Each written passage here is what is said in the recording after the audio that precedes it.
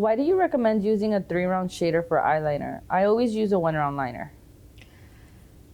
This is such a great question. Well, first of all, whenever I teach and any information that I give out to you guys is based on my experience, is based on what I see because I work on daily basis with students, with artists on different levels, right? So I teach you the way that you will never make mistakes. Of course, you can work with 1-round liner, but the risk is too high, and I've done it before. And it's nice in a certain way because the needle goes so quick into the skin, but also because it goes so quick, you can make a mistake as well, right? So with 3-round shader, what happens with 3-round shader? You can actually move the 3-round shader in a certain way where only one needle goes into the skin. You can do that too. But with 3-round shader, you are a little bit more safe because the surface of the needle is bigger, so you're not going to deposit too deep. You'll most likely will not have migration.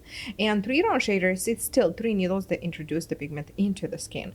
And them being fanned out, what I noticed is that the needles kind of like lift the skin and deposit the pigments. It's a pretty effective needle to use in order to saturate pretty fast without having risk of the migration. So that's why I recommend this needle more than 1-round liner. And also it's because we work on different skin type too.